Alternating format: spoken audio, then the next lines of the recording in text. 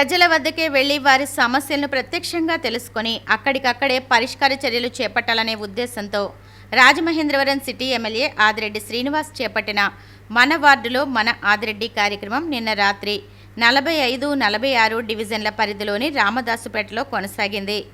Party కార్యకర్త ఇంట్లో బస చేసిన ఎమ్మెల్యే వాసు నేటి ఉదయం ప్రజలతో కలిసి డివిజన్లలో విస్తృతంగా పర్యటిస్తూ సమస్యలను స్వయంగా తెలుసుకుని అధికారులకు తక్షణ ఆదేశాలు జారీ చేశారు.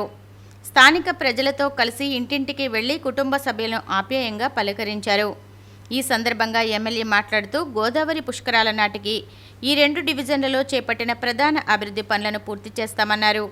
అర్హులైన ప్రతి ఒక్కరికి ప్రభుత్వ సంక్షేమ పథకాలు అందేలా చర్యలు తీసుకుంటామని, ప్రతి వార్డులో మౌలిక వస్తువుల కల్పనకు కూటమి ప్రభుత్వం అత్యంత ప్రాధాన్యత ఇస్తోందని తెలిపారు.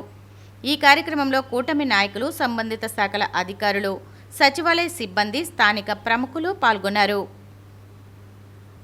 ప్రభుత్వం ఏటా 200 కోట్ల ఆదాయం కోల్పోతున్న ప్రజా సంక్షేమ దృక్పథంతో రాష్ట్ర ప్రభుత్వం అమలు చేస్తున్న ఉచిత ఇసుక విధానం ప్రయోజనాలు మరింత పారదర్శకంగా, సమర్థవంతంగా ప్రజలకు చేరవేసేందుకు చర్యలు తీసుకోవాలని రాష్ట్ర గనులు, భూగర్భ వనరుల శాఖ మంత్రి కొల్లు రవీంద్ర అధికారులను కోరారు. కలెక్టరేట్లో తూర్పుగోదావరి జిల్లాలో ఇసుక సేకరణ, సరఫరా, అక్రమాల నిరోధం అంశాలపై మైనింగ్, పోలీస్, రెవెన్యూ అధికారులు, బోట్మెన్ అసోసియేషన్ల ప్రతినిధులు, రవాణా ఆపరేటర్లతో సమీక్ష సమావేశం నిర్వహించారు. ఈ సందర్భంగా మంత్రి మాట్లాడుతూ ఉచిత ఇసుకపై సంతృప్తి స్థాయిని మరింత పెంచేలా చర్యలు తీసుకోవాలన్నారు. ర్యాంపుల్లో మైనింగ్ నిలిపివేత వల్ల వర్షాకాలంలో ఇసుక కొరత రాకుండా ఉండేందుకు ముందస్తుగా స్టాక్ పాయింట్లలో నది వరదలు ముగిసే వరకు సరిపడా నిల్వలను అందుబాటులో ఉంచాలన్నారు. జాయింట్ కలెక్టర్ వై మేఘస్వరూప్, జిల్లా మైన్స్ జియాలజీ అధికారి పణిభూషణ్ రెడ్డి జిల్లాలో ఇసుక ర్యాంపులు, డిసిస్టింగ్ పాయింట్లు, స్టాండ్ కాస్ట్ పట్టా భూముల్లో జరుగుతున్న మైనింగ్ కార్యకలాపాలు, ప్రస్తుత మాన్సూన్ సీజన్ కారణంగా మైనింగ్ నిలుపుదల చేయడం వల్ల ప్రజల గృహ నిర్మాణాలకు, అభివృద్ధి పనులకు ఇసుక కొరత రాకుండా ఏర్పాటు చేసిన నిల్వలు, అంతర్రాష్ట్ర ఇసుక తరలింపు నిరోధానికి చేపట్టిన చర్యలను మంత్రికి వివరించారు. విజయవాడ రైల్వే స్టేషన్లో ప్లాట్ఫామ్ 1పై ప్రయాణికుల సౌకర్యార్థం వారు నిద్రించేందుకు, విశ్రమించేందుకు స్లీపింగ్ పార్ట్ సౌకర్యం ప్రారంభించారు. విజయవాడ డివిజన్లో స్లీపింగ్ సౌకర్యం ఇదే మొదటిది. మొత్తం 168 పార్ట్స్ను ఏర్పాటు చేయగా మహిళల కోసం 14 ప్రత్యేకంగా రిజర్వ్ చేశారు. 3 ఫ్యామిలీ క్యాబిన్లు అందుబాటులో ఉన్నాయి. ఈ ప్యాడ్స్లో 3 గంటల పాటు నిద్రించేందుకు, విశ్రమించేందుకు 200, 12 గంటల వరకు 400 రూపాయలు వసూలు చేస్తారు. వీటిలో సెంట్రల్ ఏసీ, వైఫై, వ్యక్తిగత లాకర్లు, ఛార్జింగ్ పాయింట్లు, సౌకర్యవంతమైన పరుపులు, వేడి నీరు, ఇతర సౌకర్యాలు అందుబాటులో ఉంటాయి. పార్ట్స్ కోసం ముందస్తు బుకింగ్ సౌకర్యాన్ని కూడా కల్పిస్తున్నట్లు రైల్వే అధికారులు తెలిపారు.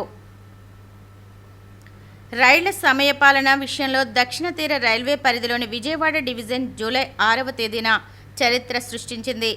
192 రైళ్లను 97.35% సమయపాలనతో నడపడం ద్వారా రికార్డు సృష్టించింది. గత ఏడాది ఇదే రోజున 181 రైళ్లను 97.24% నడిపిన రికార్డును తిరగరాసింది. ఇందుకు సహకరించిన రైల్వే అధికారులు, సిబ్బందిని డిఆర్ఎం మోహిత్ సౌనక్య అభినందించారు.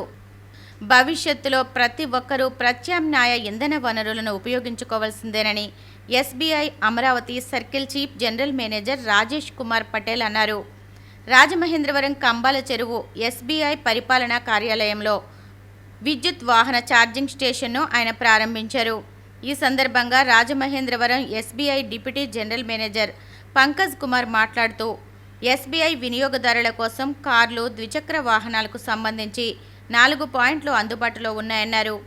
ఎస్బీఐ సర్కిల్కు చెందిన 3 జనరల్ మేనేజర్లు ప్రఫుల్ల కుమార్ జైనా, కుందన్ జ్యోతి, విశాల్ సక్సేనా, ఎస్బీఐ రాజమహేంద్రవరం ప్రాంతీయ manager T Srinivas, HR chief manager T Sridhar, ప్రధాన శాఖ చీఫ్ మేనేజర్ ఎన్వివి స్వామి మరియు పలువురు వినియోగదారులు పాల్గొన్నారు.